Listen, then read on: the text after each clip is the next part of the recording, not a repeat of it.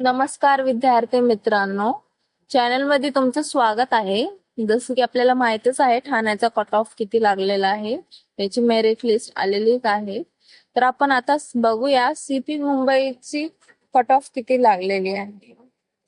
आपण बघायला गेलं तर महिलांचं ग्राउंड कसं पावसामध्ये झालेलं, तर त्यांचं कट ऑफ कसं कमीच आहे.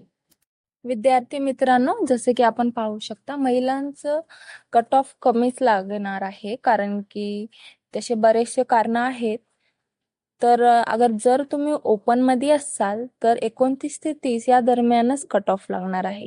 जर तुम्ही इतर कास्ट जसे की ईबीसी, ओबीसी, ईडब्ल्यूएस मधून बिलॉंग करत असाल तर तुमचे कट ऑफ जाण्याचे हाय चान्सेस 27 ते 28 याच दरम्यान आहेत. तसंच एससी, एसटी आणि एनटीसी साठी खूप कमी कट ऑफ जाणार आहे. 25 ते 26 याच दरम्यान कट ऑफ जाणार आहे. तसंच विद्यार्थी मित्रांनो, अगर आपण पुरुष उमेदवारसाठी बघणार कट ऑफ किती जाणार आहे, तर त्याची दाट शक्यता आहे पुरुषांची 38 ते 29 याच दरम्यान जाणार आहे, जे ओपन कॅटेगरीमध्ये बिलॉंग करतात. आणि जे इतर कॅटेगरीत बिलॉंग करतात ईडब्ल्यूएस, ईबीसी, ओबीसी यांची कट ऑफ जाण्याची शक्यता 34 ते 35 याच दरम्यान आहे. आणि जे एससी, एसटी, एनटीसी या कास्टमधून जे बिलॉंग करत आहेत कॅन्डिडेट्स, त्यांची 30 ते 31 याच दरम्यान कट ऑफ जाण्याची शक्यता आहे. ह्याच्या इतरित जास्त कट ऑफ जाणार नाहीये. विद्यार्थ्यांना हा प्रश्न आहे की आचारसंहिता आलेली आहे, तर त्याच्यामुळे काही लेखीला प्रॉब्लेम येऊ शकते का, ते पुढे जाऊ शकते का? नाही, तसं काहीच नाही होणार आहे. लेखीला काहीच आचारसंहितेचं संबंध नाही आहे विद्यार्थी मित्रांनो. तर कृपया करून तुम्ही तुमचा वेळ वाया घालवू नका.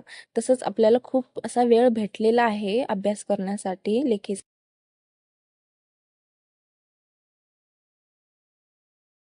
मित्रांनो, कृपया करून आपण आपल्या अभ्यासावर फोकस करा, जेणेकरून तुमच्या मेरिट लिस्टमध्ये तुमचं नाव असावं आणि जे पोलीस बनायचं स्वप्न आहे ते साकार व्हावे.